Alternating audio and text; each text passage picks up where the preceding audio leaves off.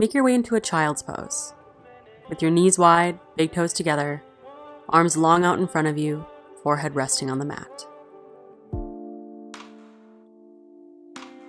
Take a few deep breaths in and out through your nose to relax.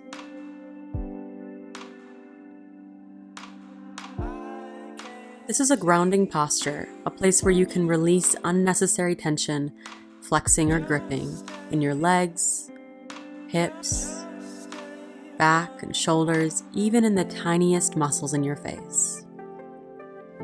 All the while, your breath will become smooth and deep in and out through your nose.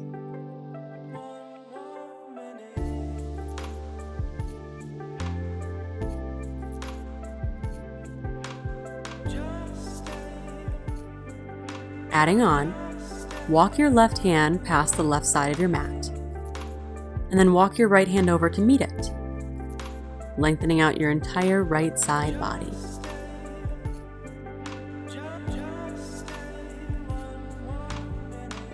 Feel your breath create space between each rib. No need to strain for a deeper stretch. It's with relaxation and an awareness of your breath that you'll get the most out of these postures. So walk your hands back to center and switch sides. Walk your right hand past the right side of your mat, then walk your left hand over to meet it. Settle in, find your breath, and feel space lengthening between each rib on your left side.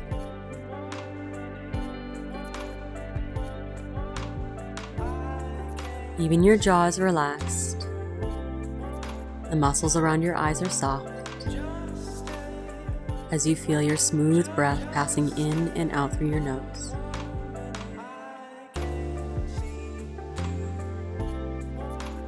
Walk your hands back to center and rise up and swing your legs out around in front of you for a seated forward fold. But first, just sit up tall.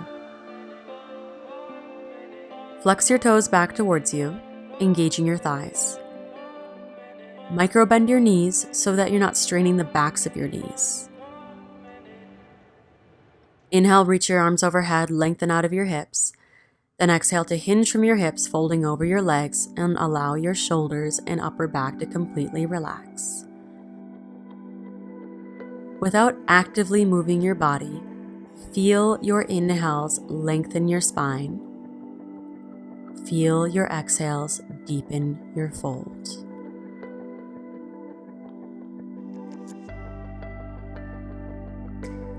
Inhales creating length. Exhales melting deeper. For 3, 2, 1. Rise and come to lie down on your back for a bridge pose. With your feet flat on the mat, ankles and knees about hip distance apart. Press your palms down into the mat, and first tuck your tailbone up to the ceiling, lengthening out your lower back. Now maintain this engagement in your hips and tailbone and begin to peel your hips up off the mat. As you do so, keep your knees pressing forward and weight anchoring down evenly through your feet. Keep lifting your hips up as you feel your chest begin to lift.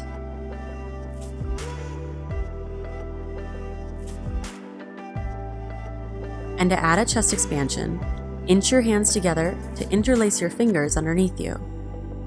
Then press the pinky side edge of your hands into the mat to lift up even higher in this pose. Knees pressing forward, hips lifting up, chest is nice and open. Breathe into your belly for 3, 2, 1. First, release your hands, then lower your chest, middle back, and lower back down to the mat. Let your knees fall open so the soles of your feet come together. And touch your fingers together overhead, allowing your elbows to fall open, completely supported by the ground, so you look something like a figure 8.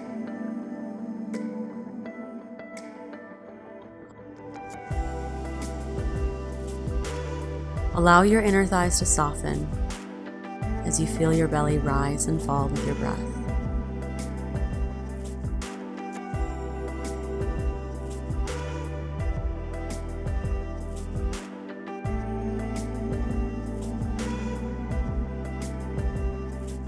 Now use your core to draw your knees back together. And lower both knees down to the left. Just twisting and lengthening into your lower back. Soften into place and breathe into your belly.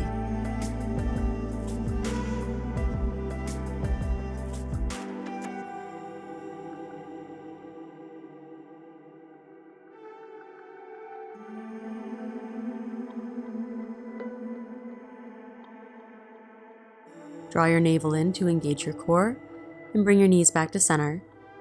Then switch sides so your knees fall to the right. Breath is deep into your belly, creating space so you can relax deeper into this pose.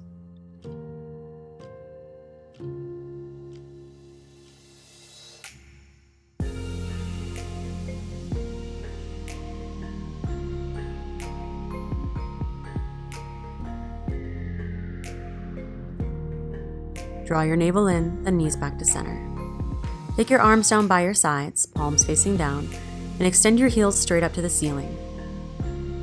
Now you can stay here in legs up the wall as a modification. Otherwise, move into plow pose. Press into your hands and use your core to send your toes to touch the ground behind your head. Your hips will reach up, and then you can use your hands to support your lower back or even inchworm your hands towards your middle back. It's very important in a posture like this that you do not move your head side to side. Keep your gaze steady up towards the ceiling. This is a really intense posture, but trust me, the more you practice it, the more your body will respond. So breathe and stay calm within the intensity. And to add on for a shoulder stand, tuck your heels in towards your hips and very slowly and mindfully use your strong core to extend your heels up towards the ceiling. Your hands are still supporting your middle back and your gaze is still up. Stack your joints as much as you can by really straightening out your legs. And give a moment for your legs to drain. If it feels good, even wiggle out your toes, roll out your ankles.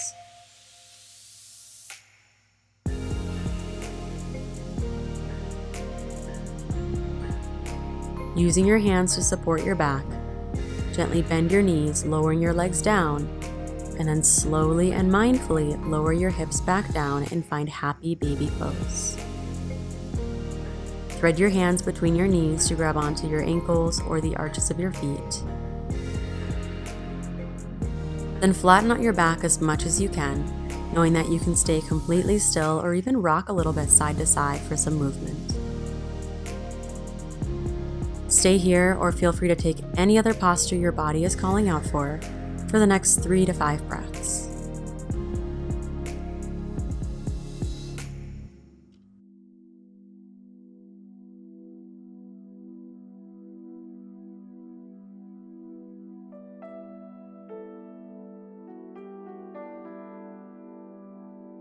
And then when you're ready, release.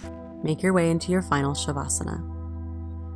We'll take 1 full minute after I'm done talking and complete relaxation so your body can digest everything that you've just done. Your blood can flow, your energy can flow, and you can appreciate the sensations, the fruit of your practice.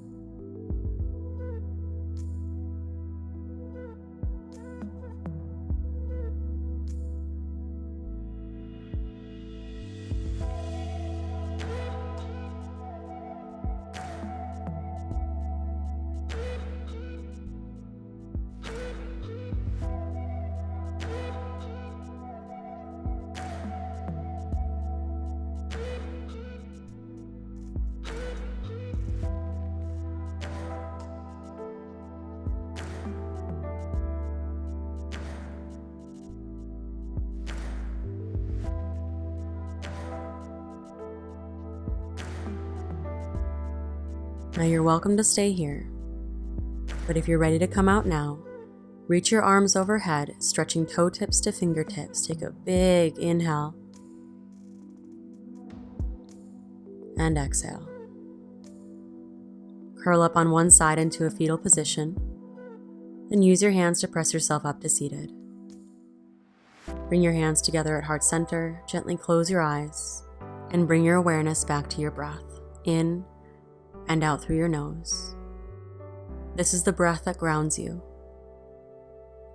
This is the breath that keeps you focused. This is the breath that will take you further, on and off your mat. And this breath was always within you. Namaste.